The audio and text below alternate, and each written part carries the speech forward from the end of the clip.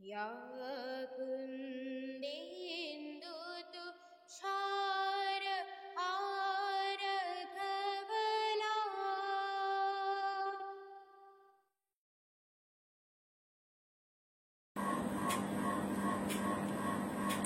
নমস্কার, সবাই কেমন আছো তোমরা? সবাই বাড়িতে আছো তো? বাড়িতে থাকবে, সাবধানে থাকবে, আর বারবার হাত ধোবে। হ্যাঁ, ঠিক আছে।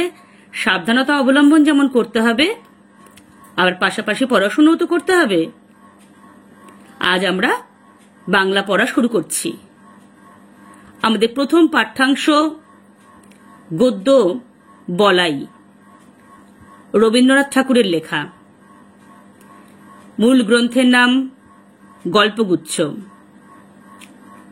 প্রকৃতিপ্রেমিক লেখক রবীন্দ্রনাথ ঠাকুর প্রকৃতির সঙ্গে এক একান্ত আত্মিক বন্ধনে আবদ্ধ ছিলেন।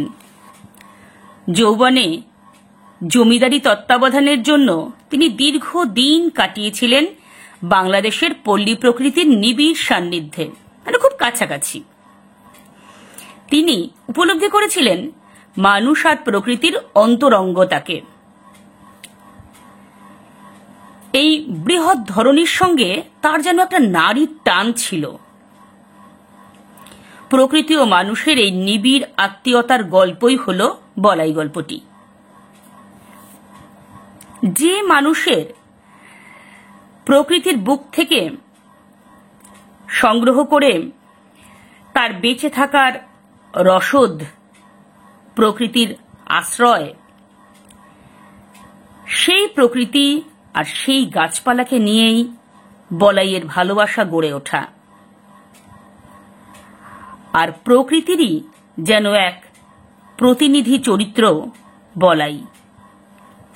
অথবা বলা যায়, আদিম পৃথিবী যখন সমুদ্রের গর্ভ থেকে উঠে আসা ভাবী অরণ্য জন্ম মুহূর্তের জন্য কান্না করছে, বলাই সেই আদিম উদ্ভিদ প্রাণের চেতনাবাহী এক মানব সন্তান। অতি শৈশব থেকেই গাছপালার প্রতি আকর্ষণ ছিল তার দুর্নিবার, মানে ভীষণ ভীষণ আকৃষ্ট হতো সে। মানুষের সঙ্গ লাভে সে আনন্দ পায় না।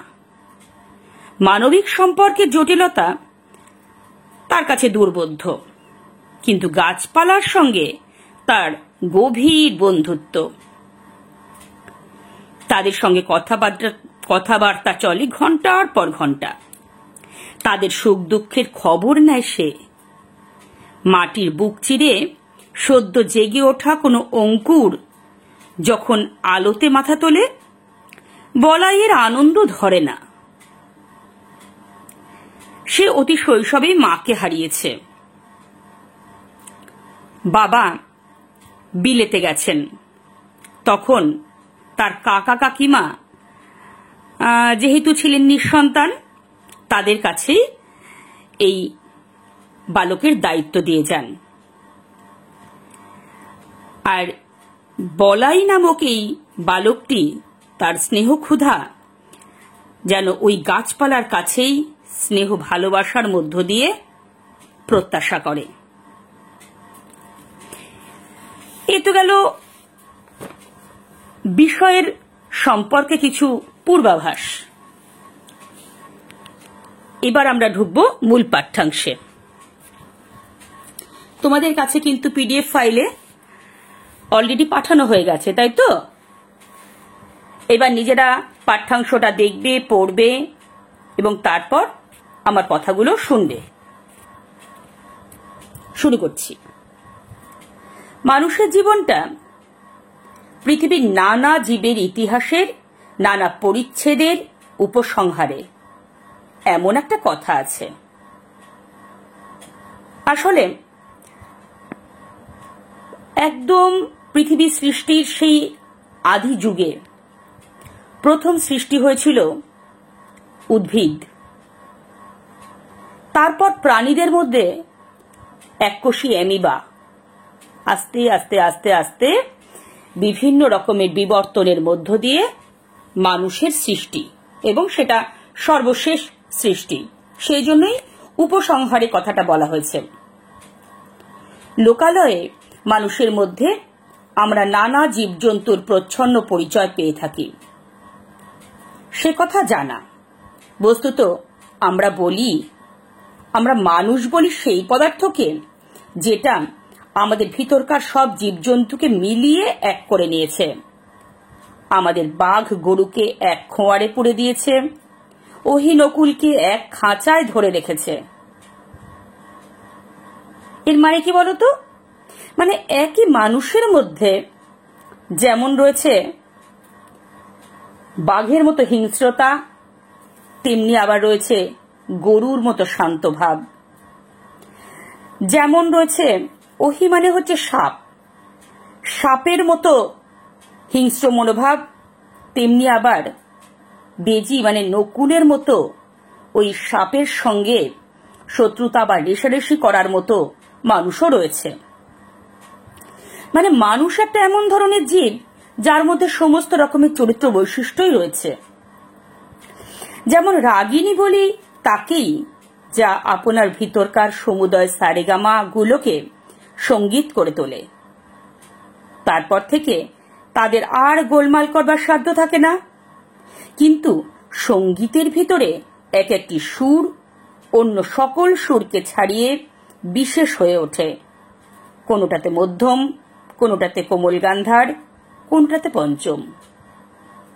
অর্থাৎ মানুষের মধ্যে চারিত্রিক বৈশিষ্ট্য অনেক রকম থাকতে পারে, কিন্তু কোনো কোনো চরিত্র বৈশিষ্ট্য কারো কারো মধ্যে বিশেষভাবে মাথা চাড়া দিয়ে ওঠে।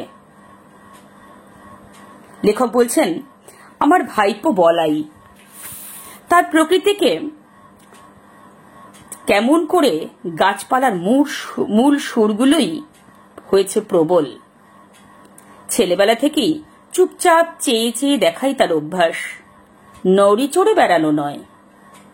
অর্থাৎ বলাই একটা এমন চরিত্রের ছেলে, একদম অতি শৈশবকাল থেকে একটু গাছপালাকে বেশি ভালোবাসে, সবকিছু দেখতে বেশি ভালোবাসে, নিজে কিছু করতে বেশি নয়। পূব দিকের আকাশে কালো মেঘ স্তরে স্তরে স্তম্ভিত হয়ে দাঁড়ায়।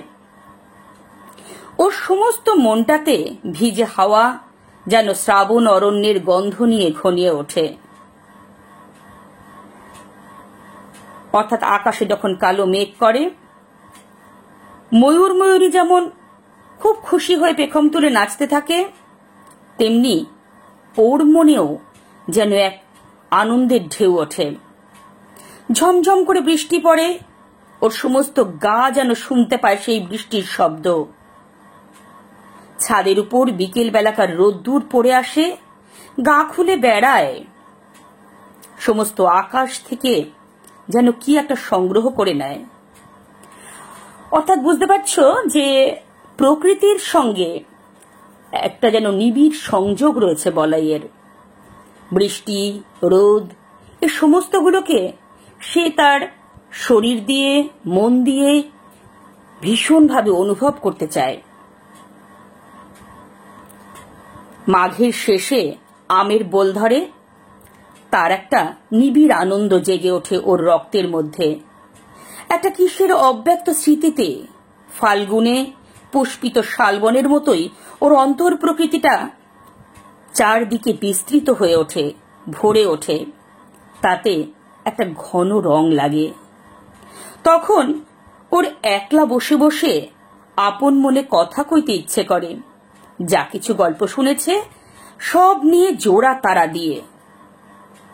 অর্থাৎ ওর যত কিছু ছোটবেলা থেকে গল্প শুনেছে, কল্পনার জাল বুনে ও মনের মধ্যে যা কিছু সুন্দর করে সাজিয়ে নিয়েছে, ও যেন গাছের আম গাছে মুকুল ধরা, ছোট ছোট গাছের অঙ্কুর বেরোনো, এগুলোর মধ্য দিয়ে সেগুলোর মিল খুঁজে পায়। অতি পুরনো বটের কোটরে বাসা বেঁধে আছে যে একজোড়া অতি পুরনো পাখি, ব্যঙ্গমা ব্যঙ্গমী, তাদের গল্প। ছোটবেলায় ও গুরুজনদের কাছে ব্যঙ্গমা ব্যঙ্গমীর গল্প শুনেছে, সেই ব্যঙ্গমা ব্যঙ্গমীর গল্প যেন ওর মনের মধ্যে সুন্দরভাবে অনুরণন করে তোলে, অর্থাৎ শিহরণ জাগিয়ে তোলে। ওই ডেবা ডেবা চোখ মেলে সর্বদা তাকিয়ে থাকা ছেলেটা বেশি কথা কইতে পারে না, তাই ওকে মনে মনে অনেক বেশি ভাবতে হয়। ওকে একবার পাহাড়ে নিয়ে গিয়েছিলুম। আমাদের বাড়ির সামনে ঘন সবুজ ঘাস পাহাড়ের ঢাল বেয়ে নিচে পর্যন্ত নেমে গিয়েছে। সেইটা দেখে আর ওর মন ভারী খুশি হয়ে ওঠে। ঘাসের আস্তরণটা একটা স্থির পদার্থ তা ওর মনে হয় না। ওর বোধ হয় যেন ওই ঘাসের পুঞ্জ একটা গড়িয়ে চলা খেলা, কেবলই গড়াচ্ছে। তোমরা দেখতে পাচ্ছ যে ঘাসের ঢাল, পাহাড়ে তো ঢাল বেয়ে থাকে, সেখানে আমরা সাধারণ মানুষেরা দেখেই মনকে তৃপ্ত করি। আর ও কিন্তু শুধু দেখে নয়, ও শরীর দিয়ে মন দিয়ে সেই তৃপ্তি অনুভব করতে চায়। ও প্রায়ই কি করত, সেই ঢালু বেয়ে ও নিজেকে গড়িয়ে দিত, সমস্ত দেহ দিয়ে ঘাস হয়ে উঠত। গড়াতে গড়াতে ঘাসের আগায় ওর ঘাড়ের কাছে সুরসুরি লাগতো, আর ও খিলখিল করে হেসে উঠত। মানে আর কিছু নয়, ও কিন্তু ওই ঘাসগুলোর সঙ্গে এক স্পর্শ সুখ অনুভব করতে চাইত। যেমন আমরা আমাদের প্রিয়জন, বাবা মা, যাদেরকে ভালোবাসি, তারা জড়িয়ে ধরলে, আলিঙ্গন করলে আমাদের খুব ভালো লাগে, তেমনি এই ঘাসগুলোর সুরসুরি ঘাসগুলোর ঘাড়ের কাছে লাগতো, তাতে যেন খুব মজা, খুব একটা আনন্দ উপভোগ করত। রাত্রে বৃষ্টির পরে প্রথম সকালে সামনের পাহাড়ের শিখর দিয়ে কাঁচা সোনার রঙের রোদ্দুর দেবদারু বনের উপরে এসে পড়ে। ও কাউকে না বলে আস্তে আস্তে গিয়ে সেই দেবদারু বনের নিস্তব্ধ ছায়াতলে একলা অবাক হয়ে দাঁড়িয়ে থাকে। গা ছমছম করে। এইসব প্রকাণ্ড গাছের ভিতরকার মানুষকেও যেন দেখতে পায়। তারা কথা কয় না, কিন্তু সমস্তই যেন জানে। তারা সব যেন অনেক কালের দাদামশাই, এক যে ছিল রাজাদের আমলের। অর্থাৎ ও যে দাঁড়িয়ে থাকা গাছগুলোকে দেখে, সেই গাছগুলোর সুন্দর রং, তাদের দাঁড়িয়ে থাকার ধরন, তাদের গাছপালা, ডালপালা, তাদের পাতা, সব কিছু ও দেখে মনে হয় অনেক দিন আগে যে দাদামশাইরা ছিল, অর্থাৎ দাদু, সেই দাদামশাই যেন এই গাছগুলো। ওর ভাবে ভোলা চোখটা কেবল যে উপরের দিকেই তা নয়, অনেক সময় দেখেছি ও আমার বাগানে বেড়াচ্ছে মাটির দিকে কি খুঁজে খুঁজে। নতুন অঙ্কুরগুলো তাদের কোকড়ানো মাথাটুকু দিয়ে আলোতে ফুটে উঠছে, এই দেখতে তার ঔৎসুক্যের সীমা নেই। প্রতিদিন ঝুঁকে পড়ে পড়ে তাদেরকে যেন জিজ্ঞাসা করে, তারপরে তারপরে তারপরে তারা ওর চির অসমাপ্ত গল্প। অর্থাৎ দেখো, ছোট বীজের থেকে চারা বেরোতে, প্রথম অঙ্কুর বেরোতে তোমরা, আমরা সবাই দেখেছি কম বেশি, কিন্তু বলাইয়ের সঙ্গে আমাদের পার্থক্য বুঝতে পারছো? বলাই সেই অঙ্কুর বেরোনো জিনিসটাকে ভীষণ আনন্দের, মজার এবং আকুলতার, ব্যাকুলতার জিনিস করে তুলত। সেগুলোকে ও রোজ দেখতো আর ভাবতো এরপর কি হবে, এরপর কি হবে। সেই ঔৎসুক্য ওর জন্য চির অসমাপ্ত গল্প। লেখক কেন বলেছেন? কারণ এই গল্পের শেষ নেই, এই কৌতূহলের শেষ নেই, এই জিজ্ঞাসার শেষ নেই।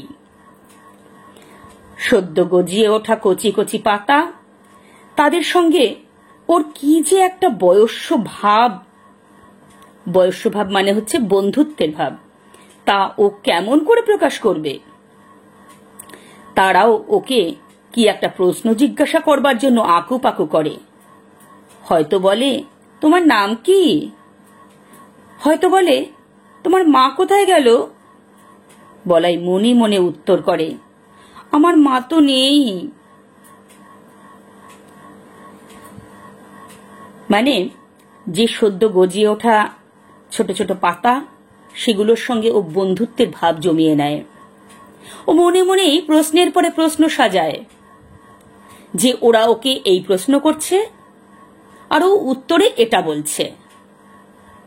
এগুলোর মধ্য দিয়ে আমরা বুঝতে পারছি বলাইয়ের সঙ্গে এগুলোর ছিল এক নিবিড় বন্ধুত্বের সম্পর্ক। কেউ গাছের ফুল তোলে, এইটি ওর বড় বাজে। বাজে মানে ওকে কষ্ট দেয়। আর কারো কাছে ওর এই সংকোচের কোনো মানে নেই, এটাও সে বুঝেছে। মানে বড়দের কাছে যদি গিয়ে বলে কেন ফুল তোলা হচ্ছে, ওদের তো কষ্ট হচ্ছে, সেগুলো তারা বিশেষ পাত্তা দেয় না, সেটা বুঝতে পেরেছে তাদের কাছে ওর এই কথার কোনো মূল্য নেই। এই জন্যে ব্যথাটা লুকোতে চেষ্টা করে। ওর বয়সের ছেলেগুলো গাছে ঢিল মেরে মেরে আমলকি পারে, ও কিছু বলতে পারে না, সেখান থেকে মুখ ফিরিয়ে চলে যায়।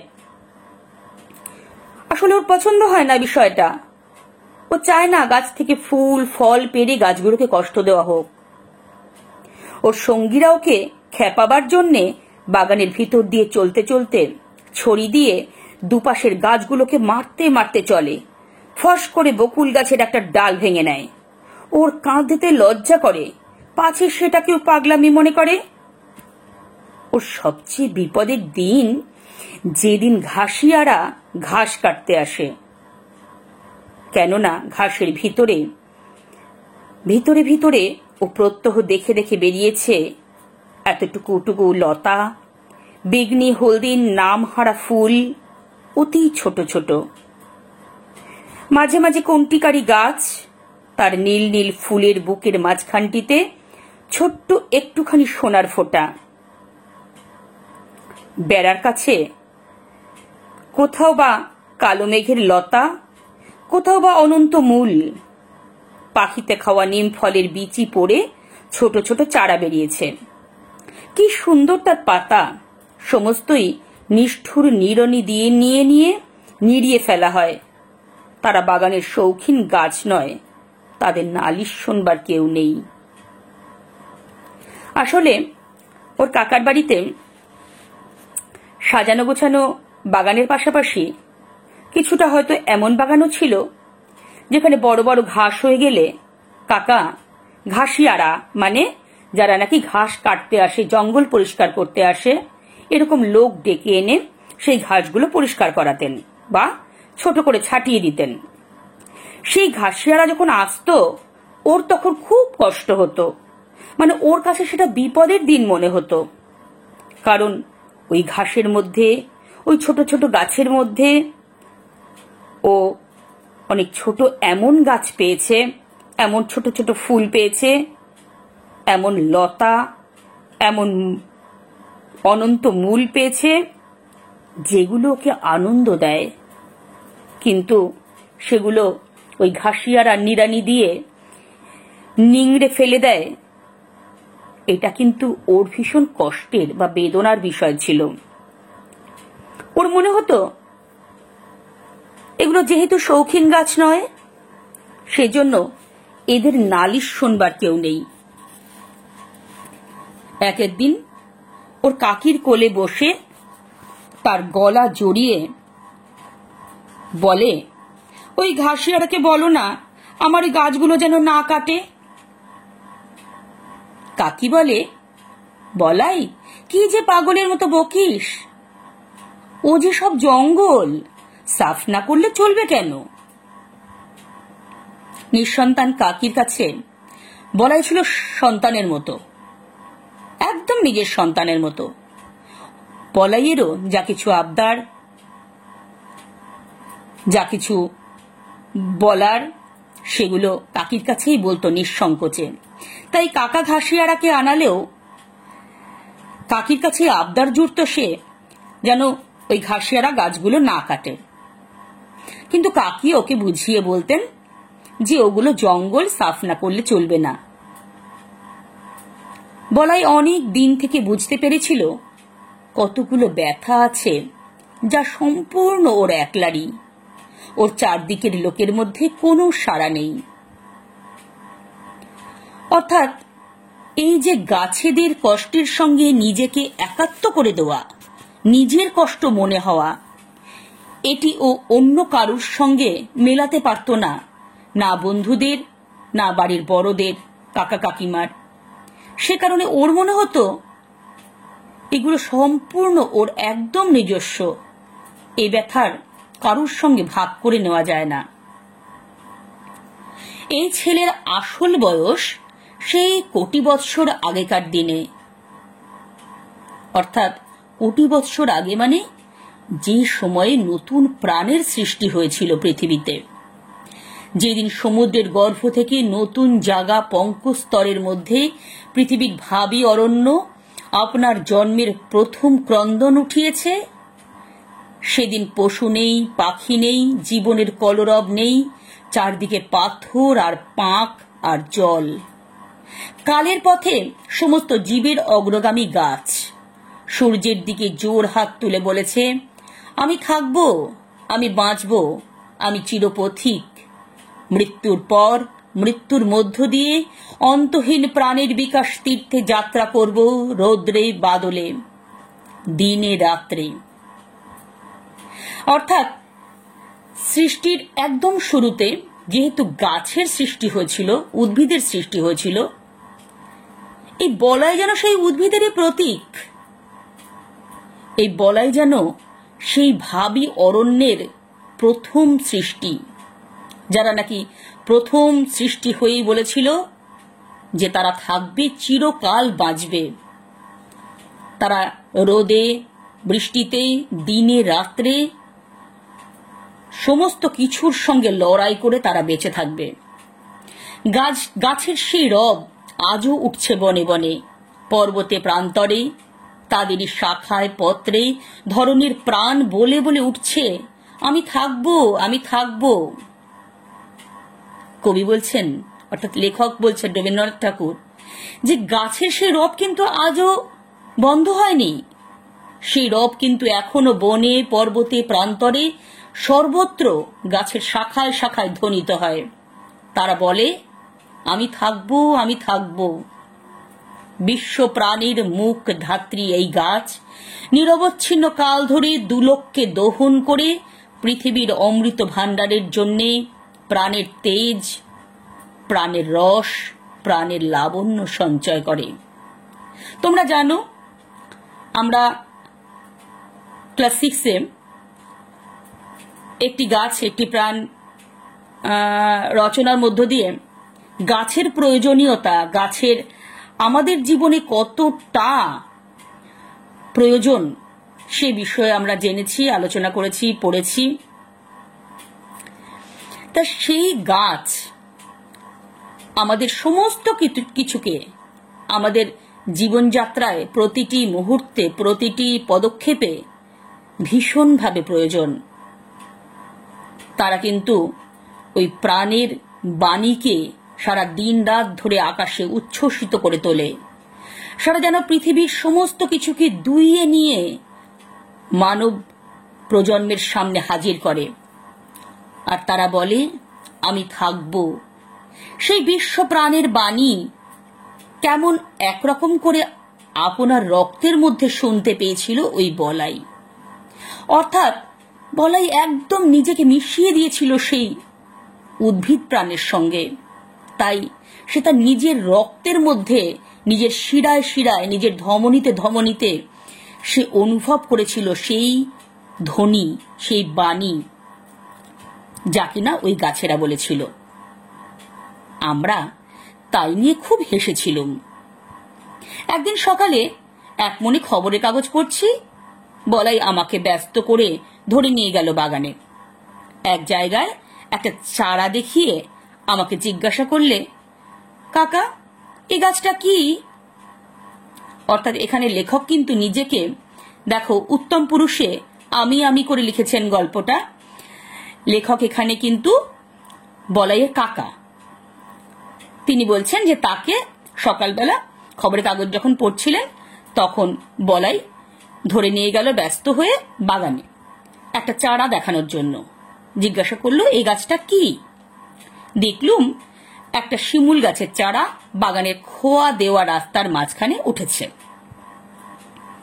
শিমুল গাছ তোমরা সবাই দেখেছ। সেই শিমুল গাছের একটা চারা, ছোট চারা, একটা খোয়া দেওয়া রাস্তা আছে, সেই রাস্তার মাঝখানে উঠেছে।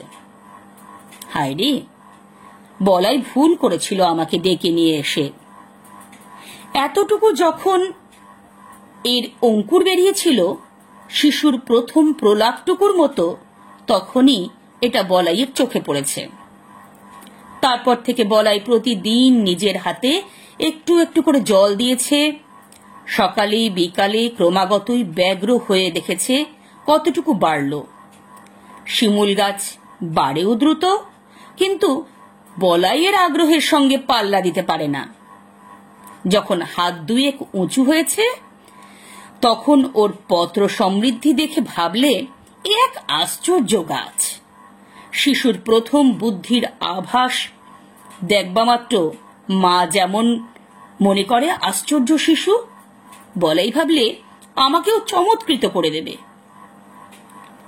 বুঝতে পেরেছ তোমরা যে যখন প্রথম একটুখানি পাতা বেরিয়েছিল, মানে সবে অঙ্কুর বেরিয়েছিল, তখন লেখক সেটার সঙ্গে কিসের কম্পেয়ার করছেন?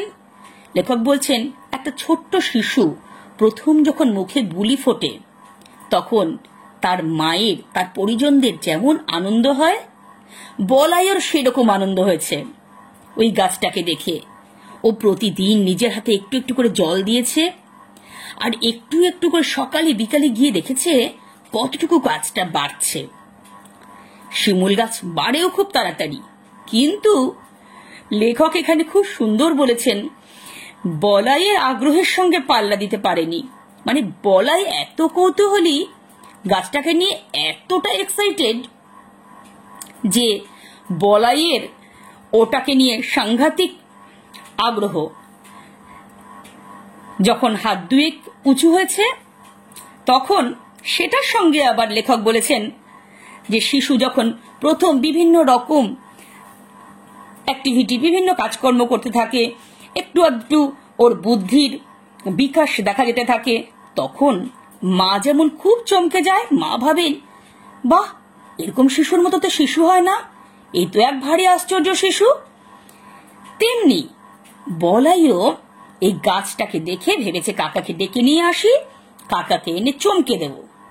কিন্তু বলাই তো কাকাকে ডেকে নিয়ে এসেই ভুল করে ফেলেছে। আমি বললুম মালিকে বলতে হবে, এটা উপড়ে ফেলে দেবে। অর্থাৎ কাকা তো পরিণত বুদ্ধির মানুষ, তিনি জানেন শিমুল গাছ বড় হলে অনেকটা জায়গা জুড়ে থাকবে, তুলো ছড়াবে চতুর্দিকে, অনেক অসুবিধা হবে। আর রাস্তার মাঝখানে গাছটা হয়েছে, সেজন্য মালিকে দিয়ে গাছটাকে তুলে ফেলতে হবে। সে কারণে তিনি বললেন কথাটা। আর কাকার এই কথায় বলাই চমকে উঠল, এ কি দারুণ কথা! বললে, না কাকা, তোমার দুটি পায়ে পড়ি, উপড়ে ফেলো না। কাকাকে তো সে সাংঘাতিক রিকোয়েস্ট করতে লাগলো যেন কিছুতেই গাছটাকে সে না তুলে ফেলে। আমি বললুম, কি যে বলিস তার ঠিক নেই, একেবারে রাস্তার মাঝখানে উঠেছে, বড় হলে চারদিকে তুলো ছড়িয়ে অস্থির করে তুলবে। আমার সঙ্গে যখন পারলে না, এই মাতৃহীন শিশুটি গেল তার কাকির কাছে, কোলে বসে তার গলা জড়িয়ে ধরে ফুপিয়ে ফুপিয়ে কাঁদতে কাঁদতে বললে, কাকি, তুমি কাকাকে বারণ করে দাও, গাছটা যেন না কাটেন। আগেই তোমাদের বলেছি বলাইয়ের যত আবদার ছিল তার কাকির কাছে।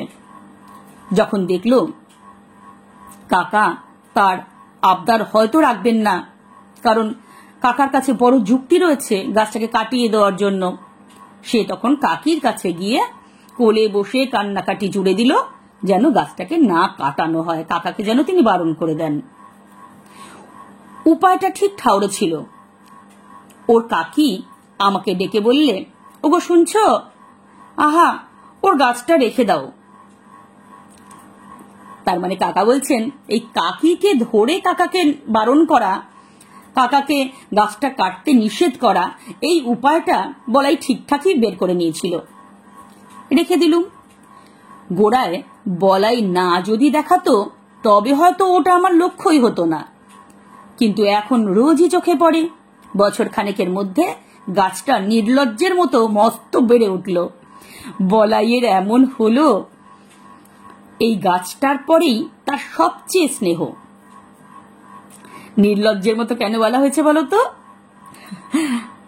যে সমস্ত গাছগুলোকে বেশি যত্ন নেওয়া হয় বাগানে, সেই গাছগুলো যেন বৃদ্ধি কম হয়, আর যেগুলো আগাছা, যে গাছগুলোর প্রতি মানুষের বিশেষ যত্ন থাকে না, সেগুলো যেন আপনা থেকেই ধরধর করে বেড়ে ওঠে।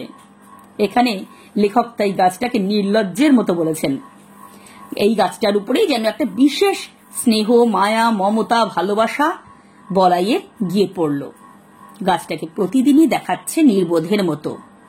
একটা অজায়গায় এসে দাঁড়িয়ে কাউকে খাতির নেই, একেবারে খাড়া লম্বা হয়ে উঠছে, মানে বোকার মতো যেন গাছটা ও লম্বা হয়ে উঠছে। সত্যি শিমুল গাছের বৃদ্ধি খুব তাড়াতাড়ি হয়। সে কারণেই যে দেখে সেই ভাবে, এটা এখানে কি করতে? আরো 2-4 বারের মৃত্যুদণ্ডের প্রস্তাব করা গেল। বলাইকে লোভ দেখালুম, এর বদলে খুব ভালো কতগুলো গোলাপের চারা আনিয়ে দেব।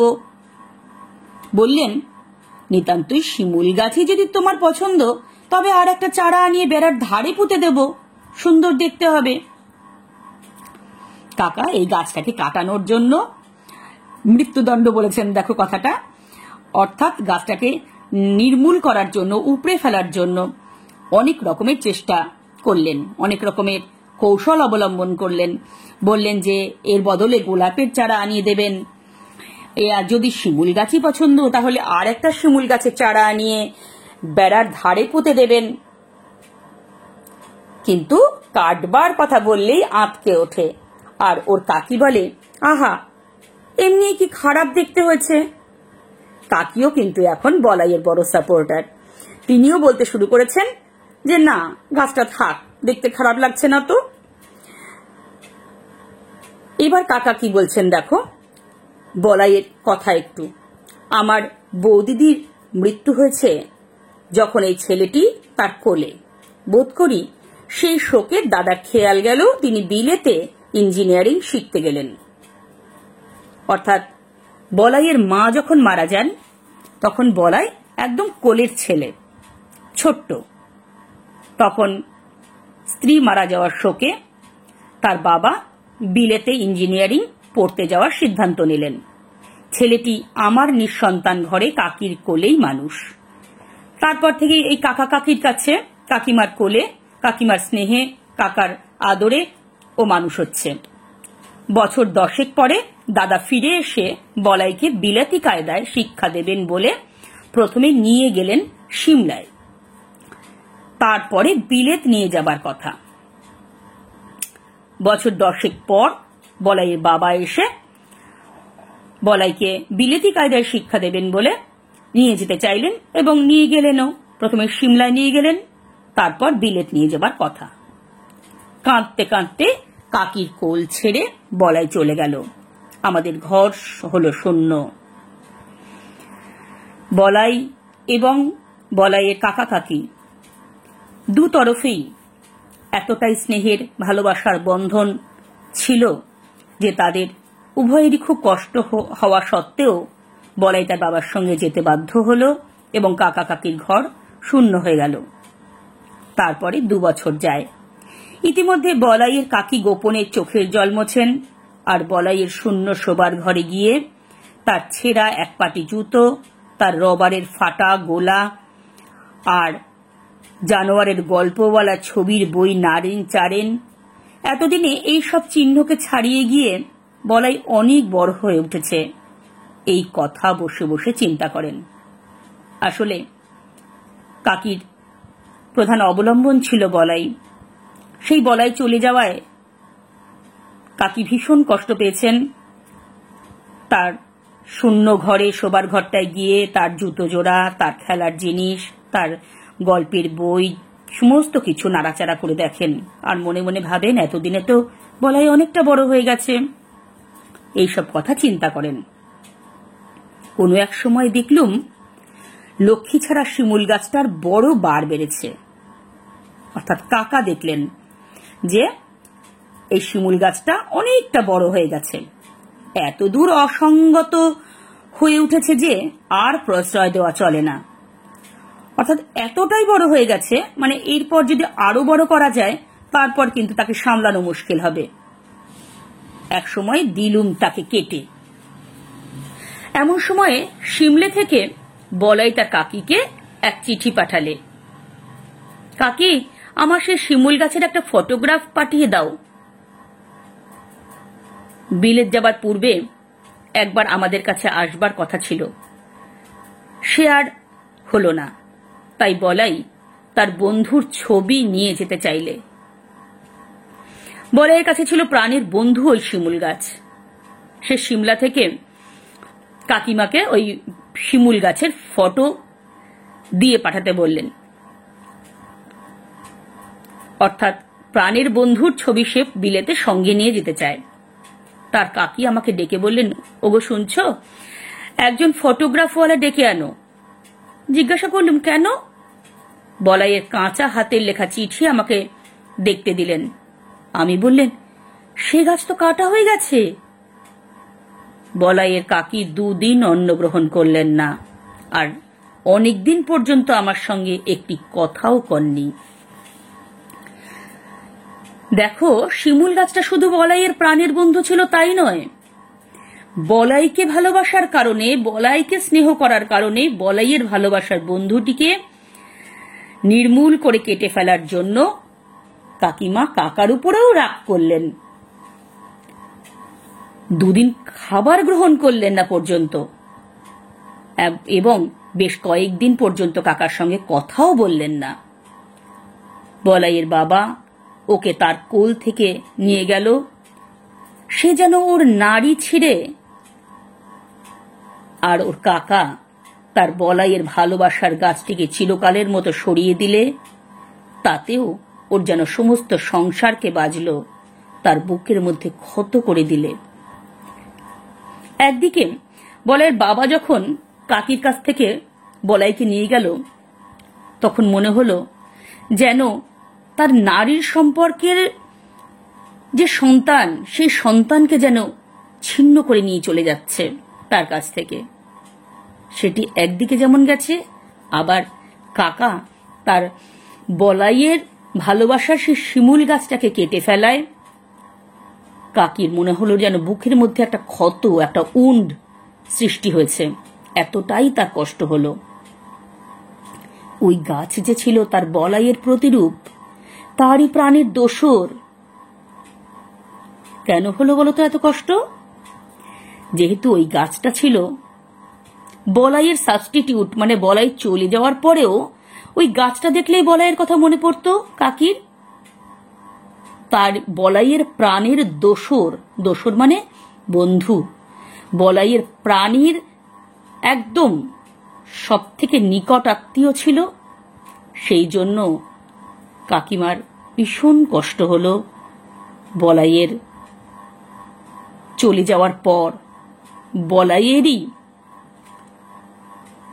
প্রতিরূপ সেই গাছটি কেটে ফেলার কারণে। এ পর্যন্ত ছিল আমাদের মূল পাঠ্যাংশের বিষয়। তোমরা নিজেরা গল্পটা পড়বে, পড়ে নিয়ে দরকার হলে 1 বার 2 বার 3 বার রেকর্ডিং চালিয়ে বিষয়টা বুঝবে। এরপর আমরা ঠিক সময় মতো কোশ্চেন অ্যান্সার পাঠাতে থাকবো, ঠিক আছে?